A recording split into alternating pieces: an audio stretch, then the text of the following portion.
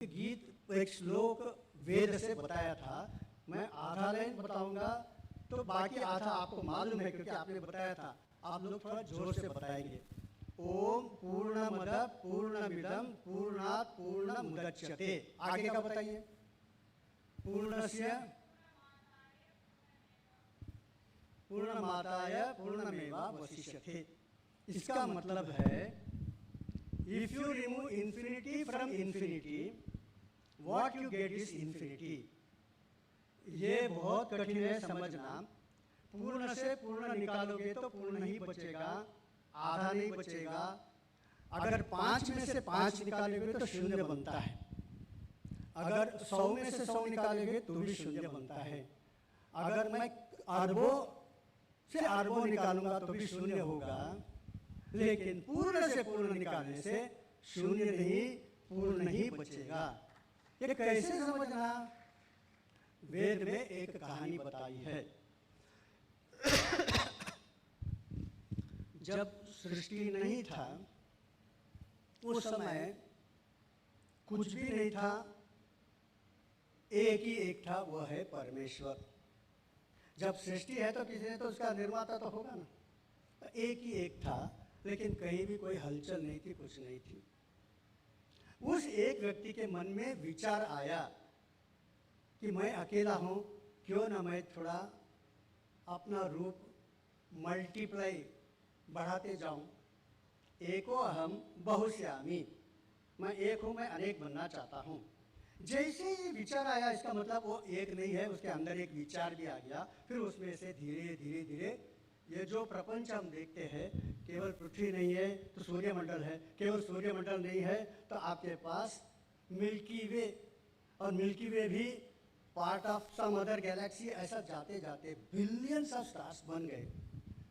तो वो गुरु ने जब शिष्य को ये बताया तो शिष्य ने बोला कि ठीक है, इसका मतलब है कि कैसे उन्होंने अपने आप में बनाया ये सब।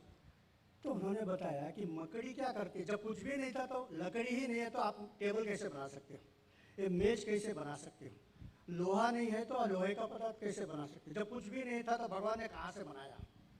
बहुत अच्छा है प्रश्न। तो उन्होंने बताया कि आपने मकड़ी का जाल देखा है, वो कहाँ से बनाया उसने? मकड़ी ने अपने आप अपने मुंह से जो निकाला है थूक, उसी से मकड़ी ने बनाया।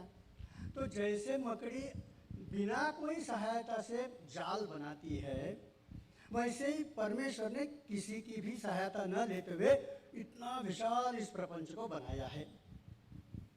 तो इसका मतलब है कि उन्होंने अपने शरीर को हाथ, उंगली ये सब काट काट के बनाया होगा। अब धीरे धीरे धीरे उन्होंने अपने शरीर को काटते काटते काटते अब वो छोटे बन गए होंगे, तो मैं भगवान को अपने पॉकेट में रख सकता हूँ। तब उन्होंने ये बताया पूर्णस्य पूर्णमादाय पूर्णमेवावशिष्यते। पहले भी वो इन्फिनिटी था, बाद में भी वो इन्फिनिटी है। पूर्ण अद पूर्णम इदम, वहाँ भी वो इन्फिनिटी था सृष्टि के पहले। सृष्टि इतना सब बनाया, यह भी इन्फिनिटी है, अभी भी इन्फिनिटी है। इन्फिनिटी से इन्फिनिटी निकालोगे तो भी इन्फिनिटी बचेगा। इसलिए भगवान को आप पॉकेट में नहीं डाल सकते हो। लेकिन पॉकेट में डालने के लिए हमारे पास एक योग है जिसको कहते हैं भक्ति योग। आप भक्ति योग से उसे पॉकेट में रख सकते हो, बाकी कोई फिजिकली आप उसको नहीं रख सकते हो। Infinity minus infinity is infinity.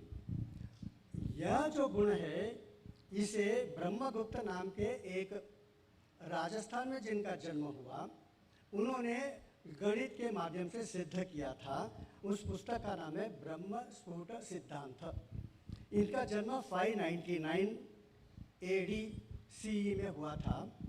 और इन्होंने जो जो गणित के सिद्धांत बताए थे, जीरो के प्रॉपर्टीज, इन्फिनिटी के प्रॉपर्टीज, क्वाड्रेटिक इक्वेशंस, ये सब आज दुनिया भर में सिखाया जाता है। कहीं भी ब्रह्मगुप्ता का, आर्यभट्ट का नाम नहीं लिया जाता है। दुर्भाग्य है।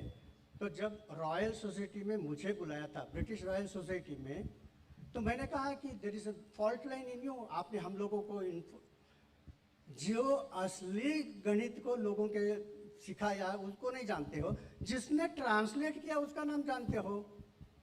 अलजिब्रा का ट्रांसलेशन जिसने किया अल्क्वारिस, उसका नाम लेते हो। तो उन्होंने बताया कि आप हम मानते हैं, लेकिन तुम्हारे लोग क्या कर रहे हैं?